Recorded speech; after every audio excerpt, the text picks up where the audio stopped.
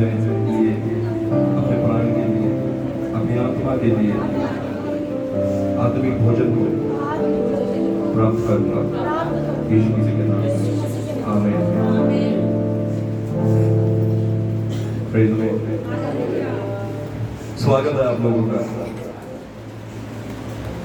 परमेश्वर हमारे बीच में मौजूद है। जितने लोग विश्वास करते हैं गॉड इज हियर, विश्वास करते हैं तो प्रभु की हजूरी के लिए ताली बजाएं।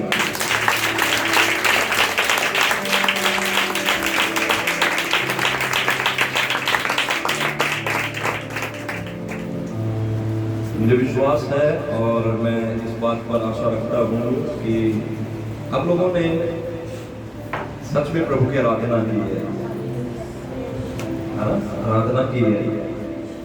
हमारे पास आराधना टीम है, वो आपको आराधना में लेकर जाती है, आराधना कराती है। मैं तो कभी कभी गुनगुना लेता हूँ, मुझे आराधना करना नहीं आता, मैं तो कोशिश करता हूँ कि प्रभु मुझे सिखाए। हम सीखना चाहते हैं। दुनिया में एक ही काम है, लोग हम दिल से, मन से, खून से, प्यार से सीखे, वो है आराधना। क्योंकि एक दिन, ये सत्य बात है, एक दिन हम लोग यहाँ से जाने वाले हैं। हम यहाँ की यात्रा को समाप्त करके हम एक दूसरी यात्रा में प्रवेश करेंगे, दूसरे घर में प्रवेश करेंगे। ये घर छोड़कर उस घर में जाना है और वहां पर हमेशा हमें प्रभु की महिमा करनी है। Praise the Lord. कितने लोग विश्वास करते हैं? हमें, हम लोगों को एक अपने स्थायी घर में जाना है। ये अस्थायी घर है। यीशु मसीह ने कहा ना, ये घर गिरा दिया जाएगा, ठीक है, लेकिन एक घर ऐसा मिलेगा जो कभी नहीं गिर सकता, हमेशा तक बना रहने वाला घर है। Hallelujah, praise the Lord. तो आज थोड़ी देर परमेश्वर का वचन सुनना चाहेंगे। आज थोड़ा सा मैं आप लोगों से बात करना चाहता हूँ। कितने लोगों को, आज मैं बताना चाहता हूँ, कितने लोगों को बाइबल शब्द की परिभाषा पता है?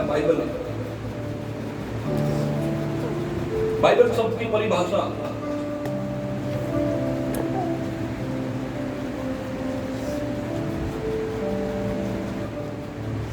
आप लोग लिख लीजिए इसको, कभी भूलना मत। बाइबल की स्पेलिंग होती है BIBLE,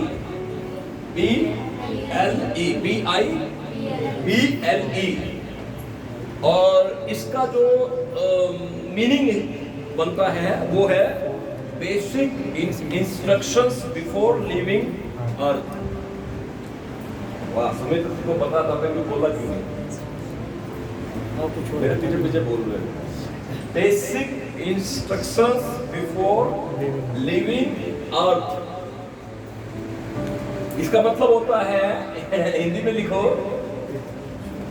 वैसे इंग्लिश में इसका मीनिंग निकल कर आता है, लेकिन अब हिंदी में इसको समझने के लिए आप समझो, हिंदी कैसे बनेगी इसकी? बेसिक,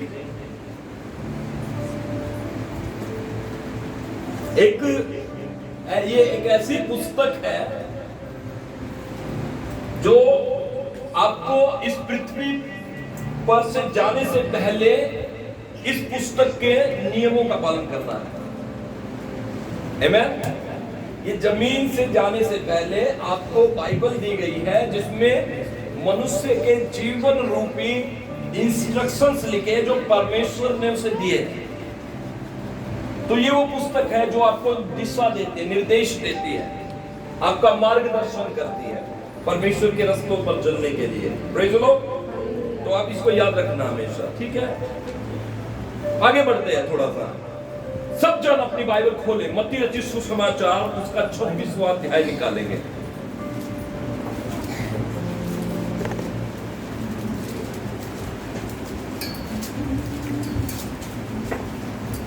मत्ती रचित सुसमाचार सब जन जाएंगे और उसका 26 अध्याय हम निकालकर उसका 6 वचन से हम पढ़ना शुरू करेंगे। मत्ती रचित सुसमाचार 26 अध्याय 6 वचन मैं बता रहा हूं। यहां पर लिखा है,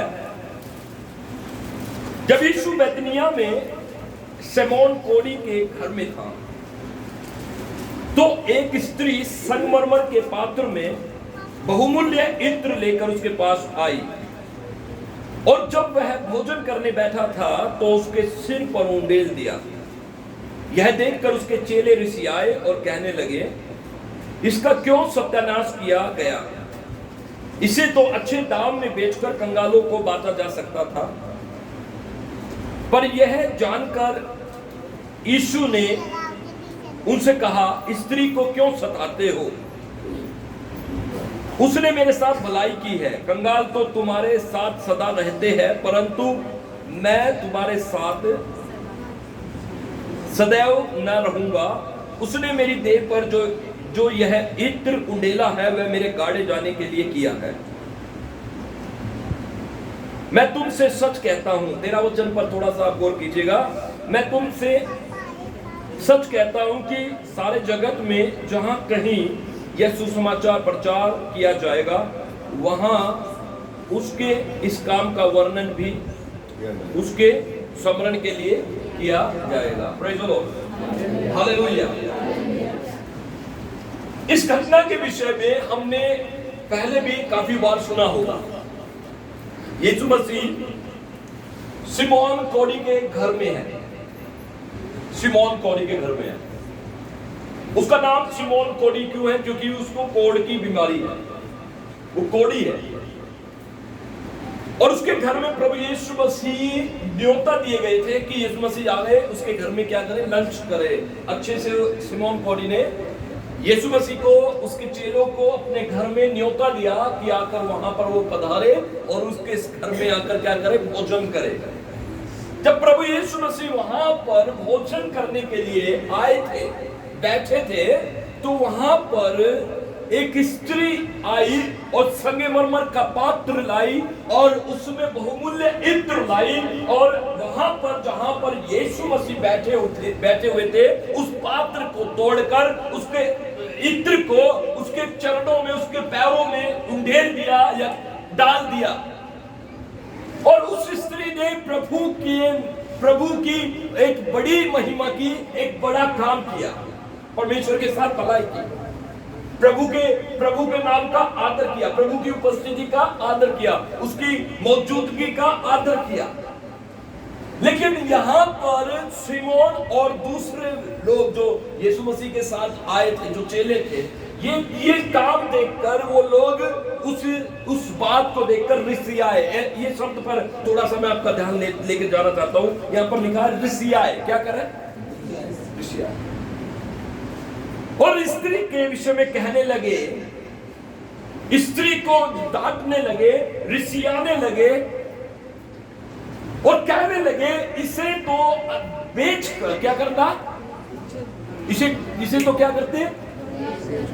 बेच कर कंगालों में बांटा जा सकता था। ठीक है। और यहां पर जो मुख्य जो बात ये चेला था, यहां पर एक यीशु मसीह का चेला था जिसके पास खजाने की थैली रहती थी। क्या रहती थी? थैली। और ये बात ज्यादा दबाव में उसी व्यक्ति ने कही थी, यहूदा ने। और दूसरे चेलों को भी उसने शामिल कर लिया था, सिमोन को भी उसने शामिल कर लिया था। और सब लोगों ने इकट्ठा होकर उसकी बात को सहमति देकर उस यीशु मसीह के इस काम को, उस स्त्री के काम को रिसियाया। उसको सराहया नहीं, उसको रिसियाया। और रिसियाना, मैं बता देना चाहता हूं, रिसियाना जो हमारे जीवन में कई बार हम भी लोग ऐसे हो जाते हैं। प्रभु का वचन कहता है you need to be spiritual, आपको आत्मिक रहना है। प्रभु का वचन कहता है आप आध्यात्मिक लोग हैं, आपको आत्मिकता में बढ़ना है, आध्यात्मिक होना है, आत्मिक होना है। लेकिन आत्मिक से ज्यादा ऊपर नहीं जाना है। एक होता है स्पिरिचुअल होना है, एक होता है ओवर स्पिरिचुअल होना। ओवर स्पिरिचुअलिटी में क्या करते हैं हम? कोई भी बात को हम सराहेंगे नहीं, हमेशा उसको खंडित करेंगे। ये होता है ओवर स्पिरिचुअलिटी, जो आज तकरीबन बहुत सारे लोगों में देखने को ये मिलती है। उनको प्रभु के काम से, प्रभु की बातों से ज्यादा उन चीजों की चिंता उनके मन में आनी शुरू हो जाती है, जिन चीजों की चिंता जो दुनियावी लोग करते हैं। उस स्त्री ने आकर यीशु मसीह के पांव में इत्र डाल दिया। यीशु मसीह का एक अच्छा वेलकम किया, एक सुहाना वेलकम किया, एक वार्म वेलकम किया, और जो वेलकम सिमोन ने भी नहीं किया, क्योंकि सिमोन के घर में यीशु मसीह आया था। उस स्त्री ने यीशु के साथ भलाई की, और वो भलाई को देखकर वहां पर चेले और सिमोन और यहूदा, ये सब जो टीम बनाकर उस स्त्री को रिसियाने लगे, उसको डांटने लगे। उसके बाद लिखा है, परमेश्वर का वचन कहता है 10 वचन में, ये जानकर यीशु ने उनसे कहा, स्त्री को क्यों, स्त्री को क्यों, उसने मेरे साथ क्या किया। देखिए, मैं आज जो बोलना चाहता हूं वो बात ध्यान से सुनिएगा। चॉइस आपकी है, चुनाव आपका है। प्रभु ने हम सबको अपने राज्य में बुला लिया है, हमें प्रभु ने चुन लिया है। इस जीवन से जाने के बाद, मरने के बाद 2 व्यक्तियों को याद किया जाता है, तकरीबन 2 व्यक्तियों को मरने के बाद 2 व्यक्तियों को याद किया जाता है।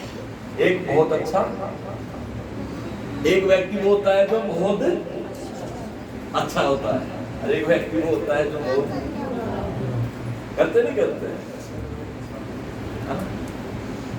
लेकिन चुनाव हमारा है, हमें अच्छे वाले व्यक्ति के अंदर जाना है अपने जीवन में, या बुरे वाले व्यक्ति के पास जाना है।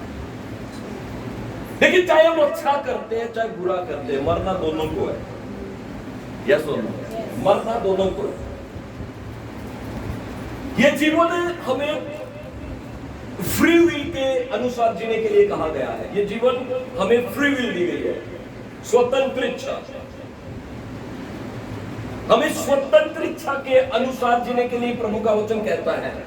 आप सुबोपदेशक में जब आप पढ़ते हैं, बाइबल स्पष्ट बताते हैं, जवान अपने जवानी के दिन में क्या कर, आनंद कर, मगन रह, अपने मनमानी कर, अपने दृष्टि के अनुसार चल, जो तुझे अच्छा लगे वो कर। लेकिन आखिर में लिखा है कि ये याद रख कि अंत के दिन में तेरा, चाहे भली हो चाहे बुरी, सारी बातों का क्या होगा, न्याय होगा। तो ये जीवन फ्री इच्छा दिखाता है, फ्री विल, एक स्वतंत्र इच्छा के अनुसार हमें जीना है। एक तरफ परमेश्वर हमारे लिए इंतजार करता है, एक तरफ संसार है जो हमारे लिए इंतजार करता है। ये हमारा चुनाव है, हमें किस तरफ बढ़ना है, संसार की तरफ बढ़ना है या परमेश्वर की तरफ बढ़ना है। और हमेशा याद रखिएगा, जब भी आप प्रभु के काम को करने के लिए आप स्टेप आउट करेंगे, आप कदम उठाएंगे, आपको रोकने के लिए बहुत सारे लोग खड़े हैं, बहुत सारे लोग खड़े हैं। आपको डिसअपॉइंट करने के लिए बहुत सारे लोग खड़े होंगे, आपको निराश करने के लिए बहुत सारे, रोकने के लिए बहुत सारे लोग होंगे। कई बार मैं बता देना चाहता हूं, शत्रु बाहर नहीं होते, कई बार शत्रु घर में भी मिल जाते हैं। हेलो, आप सुन रहे हैं मेरी बात को? लेकिन ये चुनाव आपका होगा। बाइबल बताती है, सिमोन ने यीशु मसीह को क्या किया, भोजन खिलाया, लेकिन उसका हृदय सही नहीं था। लेकिन एक स्त्री सिमोन के घर में आई, और उस स्त्री ने यीशु मसीह के साथ भलाई की। बाइबल यीशु मसीह ने स्वयं कहा, उसने मेरे साथ क्या किया है, उस स्त्री ने मेरे साथ क्या किया है। आपको बता दूं, सिमोन और स्त्री के बीच में क्या डिफरेंस आ गया। डिफरेंस ये आ गया, वहां पर परमेश्वर का वचन क्या कहता है, 13 वचन में कोई पढ़ दीजिए प्लीज।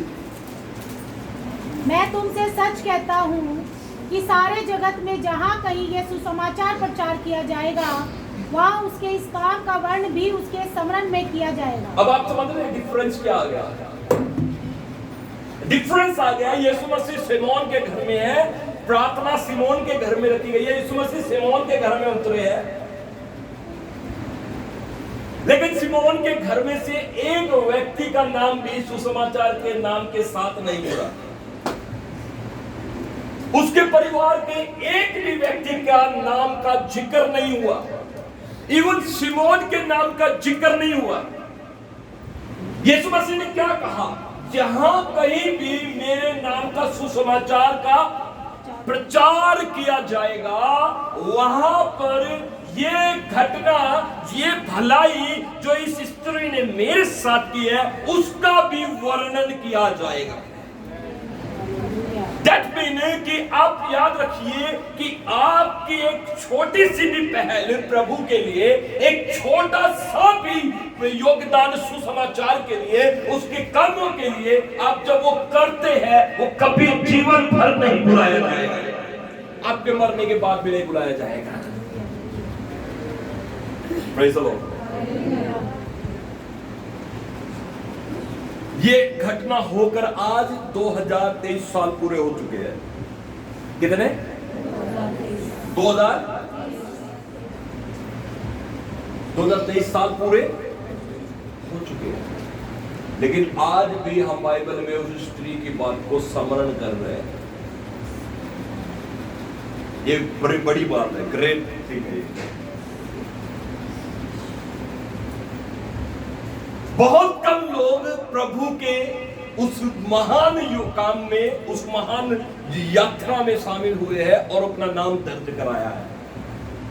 इस स्त्री ने देखो कितने अंतिम समय में अपना नाम दर्ज करा लिया उस सेवकाई में, सुसमाचार की यात्रा में।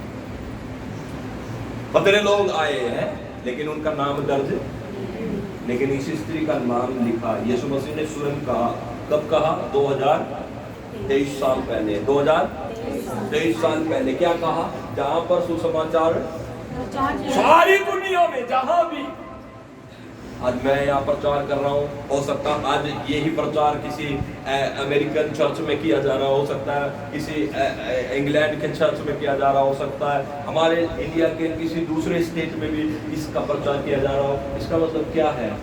इसका मतलब ये है उसका नाम हमेशा के लिए दर्ज हो जाए। चर्च आपके ऊपर एक जिम्मेदारी छोड़ रहा है प्रभु, आज एक चुनाव छोड़ता है प्रभु। उस चुनाव को आपको खुद स्वयं से आपको निर्णय लेना पड़ेगा। आपकी छोटी सी भी पहल, आपकी छोटी सी भी एक पहला एक कदम उठाना प्रभु के राज्य में आपके नाम को दर्ज करा सकता है। एक इतिहास हम पढ़ रहे हैं, एक इतिहास हम लिखा जा रहा है जिसमें आप और मैं भी शामिल होंगे। जो आने वाले कलीसियाएं होंगी वो इस इतिहास को पढ़ेगी जो इतिहास आप और मैं लिख रहे हैं। Praise the Lord. आपको नहीं पता लेकिन आप इतिहास में होंगे। लेकिन आपको मैं चाहता हूं कि आप सिर्फ एक नामी क्रिश्चियन, एक नामी मसीहत को लेकर चलना नहीं है, लेकिन एक्चुअल में, हकीकत में हमें मसीहत अपने जीवन में शामिल करनी है। नामी मसीहत का मतलब, मेरा कहने का मतलब ये है कि आप लोग सिर्फ प्रभु को सिर्फ नाम लेकर चलने वाले मत बनो, लेकिन उसके अंदर जीना शुरू करो, जीना। आप लोग बाइबल रोज पढ़े, प्रार्थना रोज करें, परमेश्वर के वचन में अध्ययन करें, परमेश्वर के साथ बैठना शुरू करें, संगति को समय देना शुरू करें और ये पूछे प्रभु से, हमेशा ये बात पूछे कि प्रभु मैं किस तरीके से आपके राज्य में, आपके सुसमाचार में मैं कैसे हाथ लगा सकता हूं प्रभु, कैसे मैं तेरी सेवा कर सकता हूं। आपको बता दूं, ये गीत जब हमने गाया, मैं तेरे बिन मैं किसकी स्तुति करूं, हमारे पास कोई ऑप्शन नहीं है। यीशु मसीह एक ऑप्शन है। मुक्ति यीशु के नाम में है, उद्धार यीशु के नाम में है, स्वर्ग तक यीशु मसीह लेकर जाएगा। उसके पास अब अलावा हमारे पास ऑप्शन नहीं है। You understand? बाइबल में लिखा है मूसा के बाद यहोशू उस इजराइल की आगे की कमांड को संभाल रहा था। यहोशू ने उस जिम्मेदारी को संभाला और बखूबी संभाला, बहुत अच्छे से संभाला। उसके बाद आप बाइबल में पढ़िए, जिन लोगों ने प्रभु के काम में हाथ लगाया उनके नाम बाइबल में दर्ज है। अब हमें अपने जीवन में इस योग्य अपने आप को बनाना पड़ेगा, अपने आप को इस योग्य करना पड़ेगा कि मैं भी अपने जीवन में किसी भी जरिए से, किसी भी तरीके से मैं प्रभु के नाम के लिए, सुसमाचार के लिए इस्तेमाल हो सकूं। Praise the Lord, hallelujah. दूसरी बात मैं बोलना चाहता हूं, हर एक मनुष्य को एक टाइम दिया गया यहाँ पर रहने का। यस और नो? सबके पास टाइम है और उसी टाइम में आपको सब कुछ करना है। ये 24 घंटे हमारे पास होते हैं, या तो इसको खराब कर दो या इसमें इस्तेमाल करते हैं। एक बार जब हम एग्जाम देने बैठते हैं, एग्जाम का हमारे पास 3-3.5 घंटे टाइम होता है। जितना लिख दिया, पेपर लेने के बाद उसमें दोबारा आप लिख, वैसे ही हमारा जीवन है। इस दुनिया से जाने के बाद हम दोबारा यहाँ आ नहीं सकते, कभी नहीं आ सकते। तो मैं कहता हूं आपके मन में कोई मलाल ना रह जाए कि मैंने ये काम नहीं किया प्रभु, ये सेवा तूने मुझे दी थी, ये काम मुझे करना था प्रभु। आपके अंदर मलाल नहीं रहना चाहिए। कभी भी प्रभु आपको खड़ा करता है, खड़े हो जाओ, बिल्कुल आगे पीछे मत देखो, प्रभु को देखकर खड़े हो जाओ। हमेशा याद रखो कि उसके कामों को हमें करना है। उसके बाद टाइम नहीं मिलने वाला, उसके बाद समय नहीं होगा हमारे पास, क्योंकि बाइबल स्पष्ट कहती है, आपको पता होगा एक निर्धन लाजर के बारे में और धनी के बारे में, और दोनों मर गए। धनी व्यक्ति भी मर गया और निर्धन लाजर व्यक्ति भी मर गया। और लाजर को ले जाकर स्वर्गदूतों ने क्या किया, अब्राहम की गोद में लेटा दिया। और जो धनी व्यक्ति था वो कहां पर है, वो नरक की ज्वाला के अंदर उसने अपनी आंखें खोली और क्या देखता है, पिता अब्राहम को देखता है। और उसकी गोद में कौन है, लाजर। और वो क्या कहता है, धनी व्यक्ति कहता है, मेरे पिता अब्राहम, लाजर को भेज ताकि वो पानी में अपनी उंगली डुबोकर जीभ की ऊपर मेरे एक पानी का बूंद रख दे, क्योंकि मैं ज्वाला से तड़प रहा हूं, मैं यहाँ पर पीड़ित हो रहा हूं। और पिता अब्राहम क्या कहते हैं, मेरे पिता कहते हैं, मेरे बेटे लाजर ने जीवन भर दुख उठाया और अब मेरे साथ वो आनंद बना रहा है, और तूने जीवन भर सुख लिया, तू भोग विलास से जिया, लेकिन अब तू यहाँ पर नरक में जल रहा है। और सुन, तेरे और मेरे बीच में एक बहुत भारी गड्ढा है, ना तो उस पार से कोई इस पार आ सकता है, ना इस पार से कोई उस पार जा सकता है। फिर वो क्या कहता है, धनी व्यक्ति कहता है, ठीक है पिता, तू लाजर को मेरे पास नहीं भेज सकता, तू एक काम कर, मुझे थोड़ा सा 1 दिन का मोहलत दे दे, 1 दिन का टाइम दे दे, मुझे 4 या 5 घंटे दे दे, मुझे पृथ्वी पर जाने दे, क्योंकि मेरे जमीन पर 5 और भाई हैं, ताकि मैं जाकर उनको वो प्रचार करूं, वो वचन बताऊं जो गलती मैंने की है, ताकि वे 5 और करके वो गलती करके मेरे पास यही ना आ जाए। वो कहते मुझे जाने दे, मैं प्रचार करके वापस आ जाऊंगा, 4 घंटे 5 घंटे 1 दिन, कोई तो मोहलत दे दे। वो कहता बेटा इम्पॉसिबल, ये नहीं हो सकता, यहां से वहां कोई जा नहीं सकता और वहां प्रचार तू कर नहीं सकता। पिता अब्राहम ने एक बात बोली, उनके पास, तेरे भाइयों के पास भविष्यद्वक्ता है, उनके पास प्रभु के दास है, सेवक है, वो उन्हें वचन सुनाएंगे, अगर वो विश्वास करेंगे तो ठीक है, नहीं तो वे भी तेरे जैसे ही यहीं लपक कर आ जाएंगे। ये हकीकत है, बाइबल में लिखा है, दर्ज है ये बाइबल में। ये जीवन थोड़े समय के लिए है, इसे व्यर्थ कर दो या इसे इस्तेमाल कर लो, बस। मैं इसलिए बोलता हूं, अपने जीवन में हर एक चीज को आप फोकस करें, अपनी प्लान बनाएं, अपनी युक्ति बनाएं, अपना फ्यूचर सेटल करें, लेकिन सबसे ऊपर आप प्रभु को रखें। सबसे ऊपर आपका दर्शन, आपका लक्ष्य, आपका जो मास्टर प्लान होना चाहिए, प्रभु होना चाहिए। पहले आपको प्रभु को अचीव करना है, उसकी कॉलिंग को, उसकी बुलाहट को, अपनी सेवा को अचीव करना है। उसके बाद आपको दूसरे तीसरे कामों को करना है। सुन रहे मेरी बात को चर्च? बाइबल का एक वचन पढ़ लीजिए, आपको मैं बताना चाहता हूं, प्रेरितों के काम 17 अध्याय और उसके 31 वचन से पढ़िएगा। प्रेरितों के काम 17 अध्याय 31 वचन देखिएगा, यहां पर क्या लिखा है और पौलुस किस प्रकार से अपने भाषण में, अपने वचन में ये बात लोगों को समझाता है। प्रेरितों के काम 17 अध्याय 31 वचन से, प्लीज रीड। क्योंकि उसने एक दिन ठहराया है, हाँ, जिसमें वह उस मनुष्य के द्वारा धर्म से जगत का न्याय करेगा। सब बोले मेरे पीछे, एक दिन ठहराया है, ठीक है ना? उसमें उस दिन वो उस मनुष्य के द्वारा धार्मिकता से जगत का न्याय करेगा। कौन से मनुष्य के द्वारा न्याय करेगा? यीशु मसीह के द्वारा। Everyone shall be judged। हर एक व्यक्ति न्याय किया जाएगा। और किसके द्वारा? Important thing is that through Jesus Christ, यीशु मसीह के द्वारा। यहां पर क्यों लिखा है वो उस दिन सभी मनुष्य का उस मनुष्य के द्वारा न्याय करेगा? ये क्यों नहीं लिखा डायरेक्ट कि यीशु परमेश्वर न्याय करेगा? परमेश्वर डायरेक्ट न्याय नहीं करेगा, यीशु मसीह के द्वारा न्याय करेगा। मतलब यीशु मसीह की बातों को आपने कितना अमल किया है। यहां शिक्षा किसकी चल रही है? प्रभु की। निर्देश किसके होंगे? प्रभु के। शिक्षा किसकी होगी? प्रभु की। विश्वास किस पर करना है? प्रभु यीशु मसीह पर। और उस दिन जब हमारा न्याय होगा तो थ्रू जीसस क्राइस्ट होगा, यीशु मसीह के वसीले से होगा, यीशु मसीह के द्वारा होगा। कितना इंपॉर्टेंट है प्रभु यीशु मसीह की बातों को मानना। ये आपको न्याय में जयवंत कर सकती है बातें।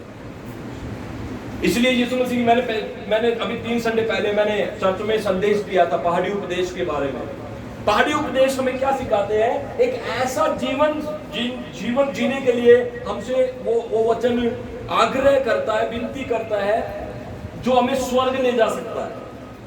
उसमें वचन में लिखा, क्या ही धन्य है वे जो मन के, क्या ही धन्य जो शोक करते हैं, क्या ही धन्य, ऐसे वचन लिखे हैं जिनको आप अपने जीवन में लागू कर आप स्वर्ग देश के नागरिक हो सकते हैं। आमेन, हालेलुया।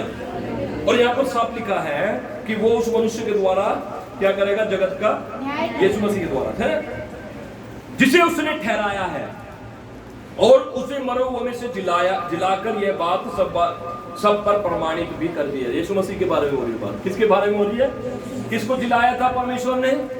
किसको जिलाया था मुर्दों में से? यीशु मसीह को। ठीक है, आगे 32 में पढ़े।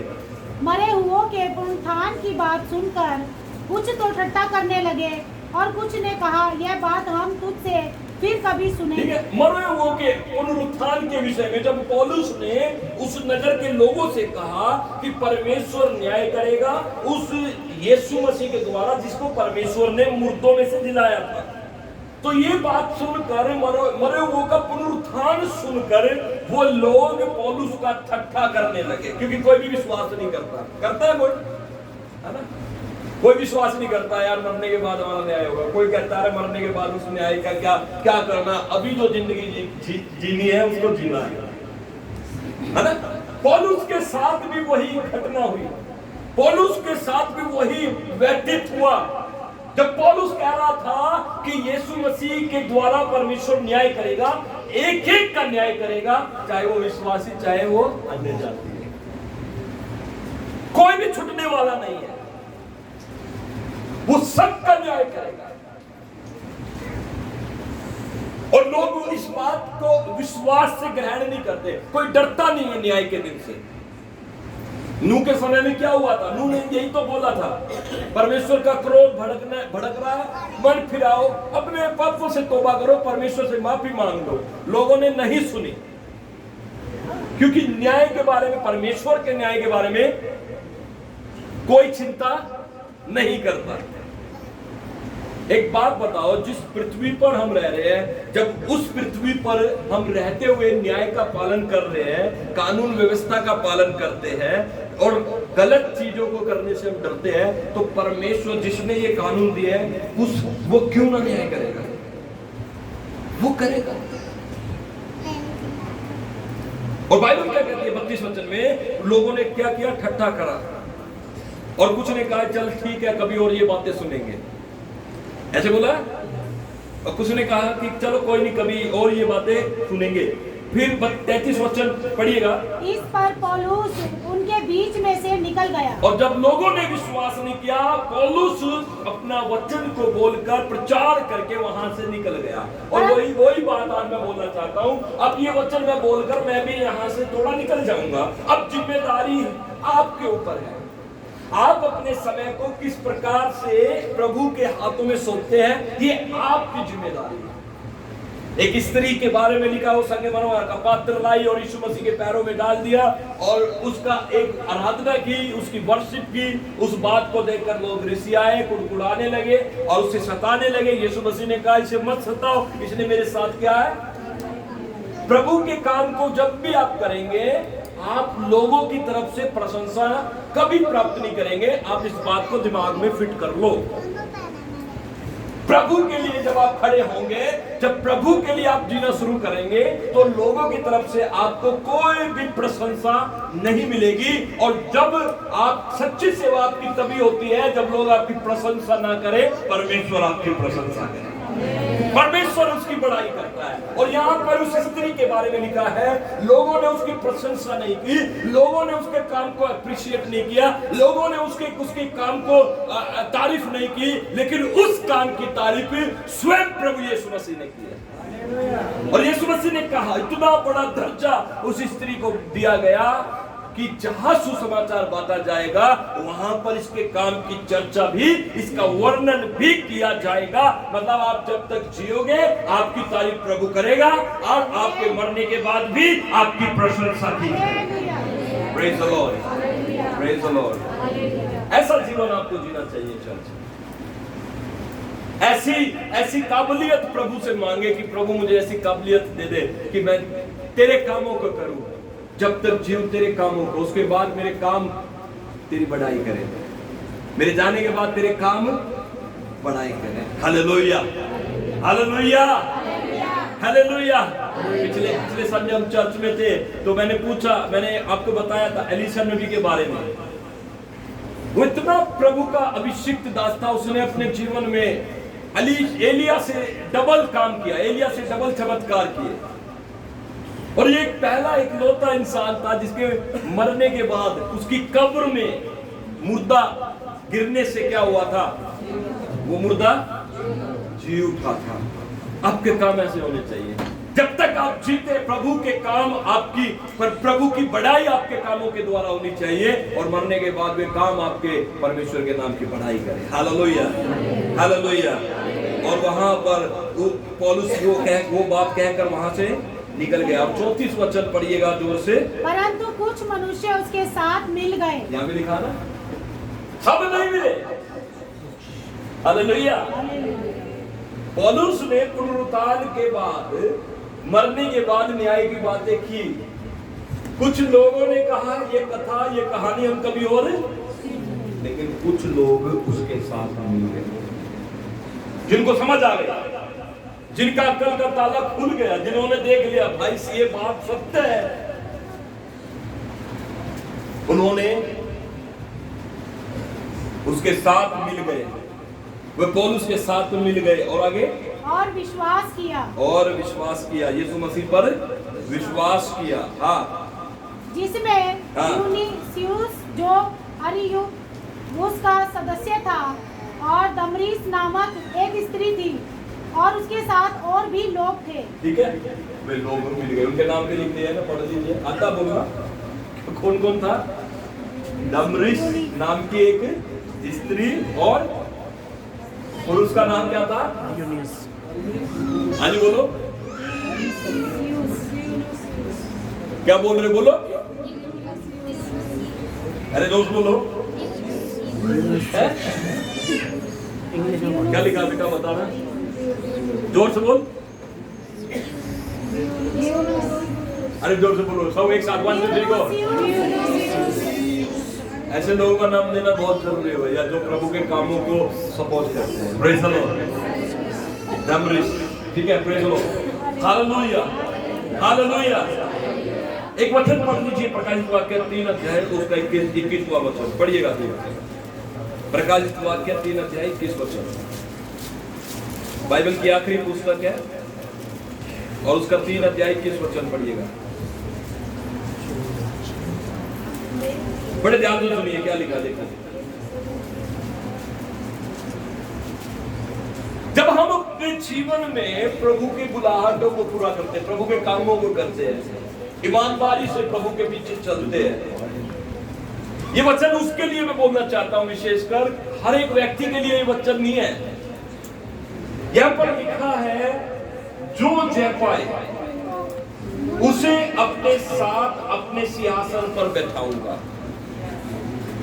जो जय पाए मैं उसे अपने साथ अपने सिंहासन पर बैठाऊंगा जैसे मैं भी जय पाकर अपने पिता के साथ उसके सिंहासन पर बैठा हूँ।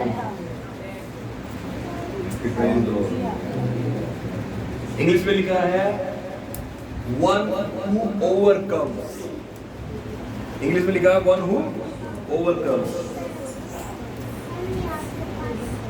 इसका इस शब्द का मतलब है जो जय पाए। आपको जय पाने की जरूरत है चर्च, हालेलुया। बहुत सारी चीजों में आपको कमजोरी महसूस होती है। मसीहत में चलने में, विश्वास में कमजोरी है, प्रभु की बातों को मानने में कमजोरी है, बुलाहट पूरी करने में कमजोरी है, प्रार्थना करने में कमजोरी है, बाइबल रीडिंग करने में कमजोरी है। लेकिन प्रभु का वचन कहता है आपको ये काम अपने जीवन के इस सफर में खत्म करना पड़ेगा। आपको जय पानी पड़ेगी। You need to overcome. हर चीज पर आपको ओवरकम होना है। कोई चीज, कोई पाप, कोई अशुद्धता, कोई भी विकेट थिंग आपके ऊपर ओवरकम नहीं होनी चाहिए। वह चीज जीतनी नहीं चाहिए, आप जीतने चाहिए। चर्च ओवरकम अपनी हर एक बुराई के ऊपर, अपनी हर एक जीवन की कमजोरियों पर, निर्बलताओं पर, दुर्बलताओं पर आपको ओवरकम होना। अगर आप आज भी किसी चीज की गिरफ्त में पड़े हैं, आज मैं कहता हूं ओवरकम होने का दिन है। आमीन। ये वर्ड आपके लिए ओवरकम, हालेलुया। मैं कहता हूं ये वर्ड आपके लिए ओवरकम, हालेलुया। ओवरकम का मतलब है कि आप जय पाओ, हालेलुया। ओवरकम। अपने बाजू वाले से कहें ओवरकम, ओवरकम। फिर से कहें ओवरकम, है ना। ओवरकम को कैसे मैं एक्सप्लेन करूं? देखिए, अगर आप चल रहे हैं रास्ते में, हम लोग रास्ते में चल रहे हैं और आपके सामने कोई छोटा गड्ढा आ रहा है, हम क्या करते हैं नॉर्मली? वो गड्ढे को हमने पार करना है तो गड्ढे में पैर रख के पार होंगे क्या? नहीं। कैसे पार होते हैं? साइड से नहीं, रास्ता ही नहीं है साइड में, पार भी वहीं से होना है। तो कैसे होते हैं? क्या करते हैं? जंप करेंगे। कैसे? मैं इसके ऊपर कूदूं, इधर कूदूं, है ना, ऐसे। Overcome, praise the Lord. और ये एक मसीहत का एक अच्छा एक तरीका है आपको ओवरकम होने का। कोई भी चीज आती है ओवरकम, आमीन। फियर के ऊपर, डर के ऊपर ओवरकम, आमीन, हालेलुया। हर चीज जो भी आपके मसीह जीवन में रुकावट आती है, आप ओवरकम होते हैं। उसको देखते ना रहिए।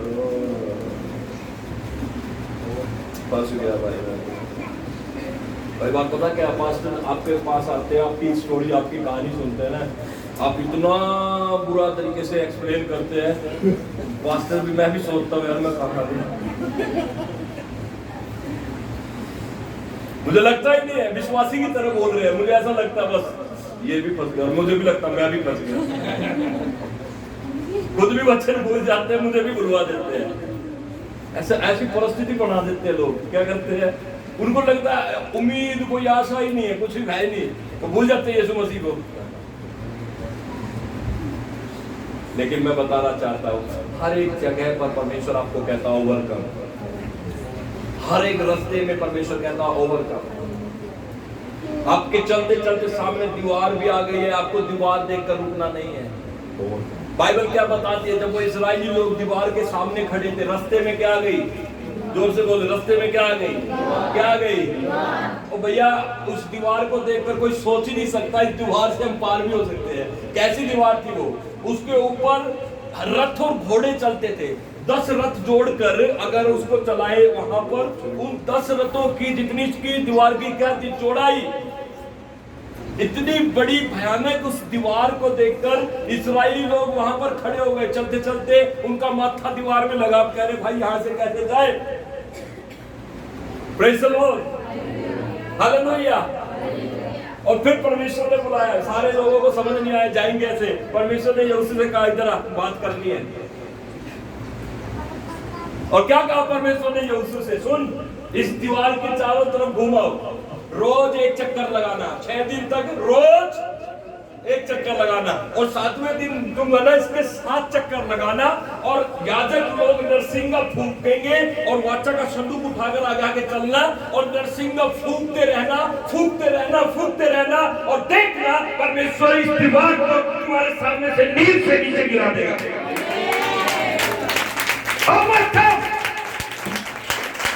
आज आप ओवरकम हो जाए अपने फाइनेंस के ऊपर यीशु के नाम में। आज आप ओवरकम हो जाए अपने धन के ऊपर यीशु मसीह के नाम में। ओवरकम हो जाओ आपके पापों के ऊपर यीशु मसीह के नाम में। ओवरकम जोर से चिल्लाएं। Praise the Lord, hallelujah, hallelujah, hallelujah. आज घर जाओ तो चलते चलते जाना। ये प्रोफेटिक है हर चीज के ऊपर, हर चीज के ऊपर इस वचन का आप इस्तेमाल कीजिए, आप जयवंत होंगे। और वचन साफ कहता है जो जय पाएगा। ये कब का ये वचन? मरने के बाद जब आपका न्याय होगा ना, और आप सिंहासन के सामने खड़े होंगे, आप जब वहां न्याय दे रहे होंगे, ये वचन वहां का एक कानून है, लॉ है।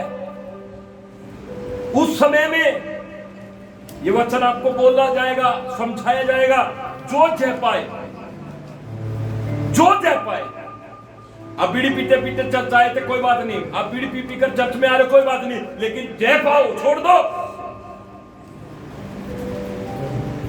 बीड़ी स्वर्ग नहीं जा सकती।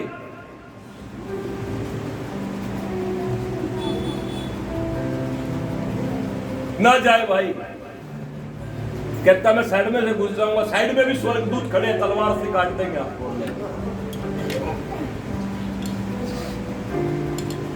जो जय पाए। आज मैं ये नहीं कहता हम सिद्ध हो चुके हैं, मैं ये नहीं कहता कि हमारे अंदर कोई कमी नहीं है। मैं आज कह रहा हूं झांक, अपने अंदर झांको। जो जय पाएगा, यीशु मसीह कहता है मैं उसे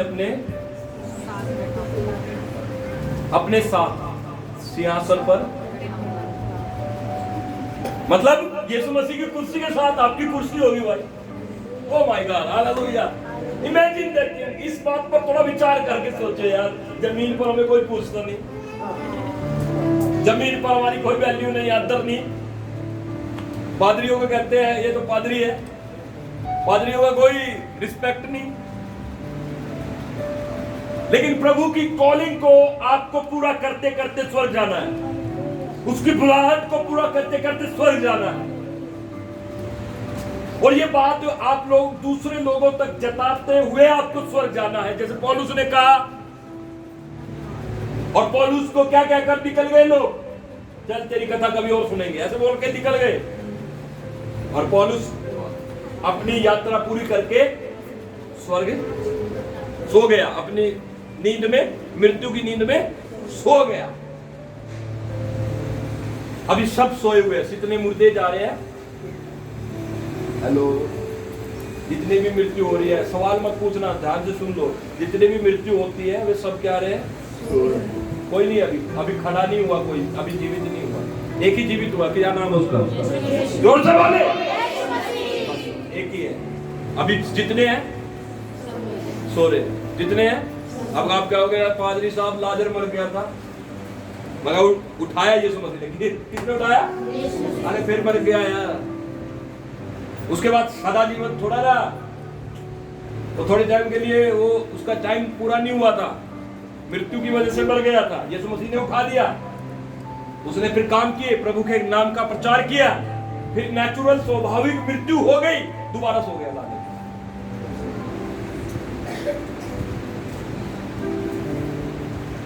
तो अभी क्या हो रहा? सब लोग, प्रभु ने एक दिन ठहराया सबके लिए। जिस दिन सिंहासन लगेगा, वहां कुर्सी लगेगी परमेश्वर की, उस दिन क्या हो जाएगा? स्वर्गदूत जाएंगे, स्वर्गदूत जाएंगे, सबकी कब्र खोद खोद कर सबको बाहर निकालेंगे, और सब अपने शरीरों में दोबारा घुल डल जाएंगे, वस्त्र में डल जाएंगे, और सबको वहां पर परमेश्वर के न्याय सिंहासन के सामने खड़े होना पड़ेगा। बैठना नहीं पड़ेगा, खड़े होना पड़ेगा।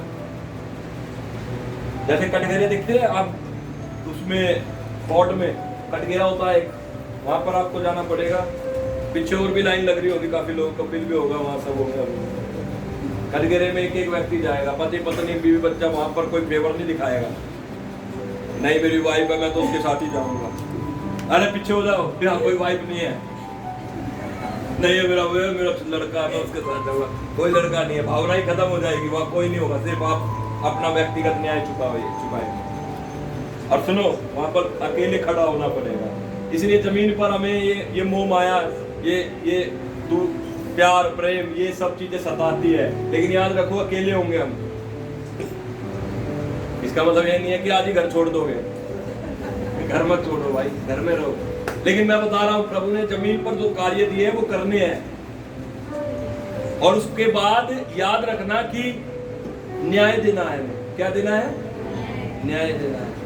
और जो न्याय में जीतेगा, वहां पर कौन जीतेगा? जो जय पाए। जोर से बोले, जो और उसके बाद में लिखा है, यीशु मसीह क्या कहता है? मैं उसे साथ अपने मतलब यीशु मसीह की कुर्सी होगी पिता की दाहिनी तरफ, और उस दाहिनी तरफ और कुर्सी होगी। इस्राएल के 12 गोत्रों की कुर्सी होगी, और उन 12 गोत्रों के बाद और भी कुर्सी होगी। और जितने लोग वहां पर जीत अपना न्याय को जीत रहे होंगे, और कौन जीतेगा वहां पर? जोर से बोले, जोर से बोलो। पीढ़ी छोड़ दिया होगा, जो दारू पीढ़ी छोड़ दिया होगा जमीन पर, जो जुआ खेलना, अरे भाई मैंने सुनने में आया सट्टा बट्टा भी खेलते लोग, गलती मत करना भाई, आज तक किया है माफी मांग लेना। यही वचन है, जो जय पाए। जोर से बोले। किसी भी बात को आपको ये मत कहना ये मुझसे हो नहीं सकती, मैं इसे छोड़ नहीं सकता। आपके पास और मेरे पास एक सहायक है, पवित्र आत्मा। जोर से ताली बजाए पवित्र आत्मा। पवित्र आत्मा कहता है, मैं तेरी मदद करूंगा, मैं तुझे खड़ा करूंगा, जो तू बनना चाहता मैं तुझे बनाऊंगा। पवित्र आत्मा का स्वागत करें, जोर से ताली बजाकर।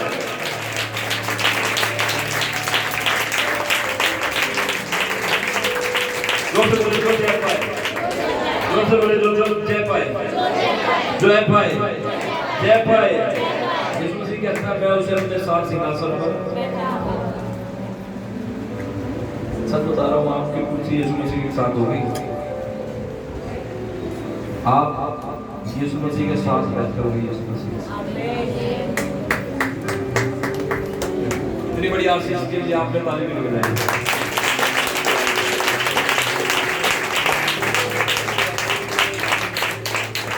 इफिसियों उसने थोड़ी प्रकट भी की, हल्की सी प्रकट की है।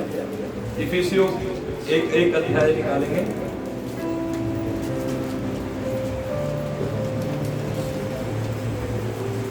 इफिसियों 1 अध्याय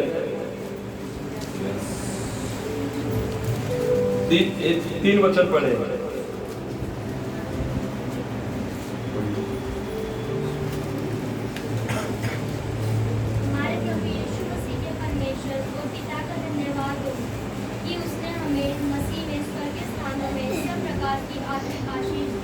ठीक है, मसीह में स्वर्गीय स्थानों में, कहां पर?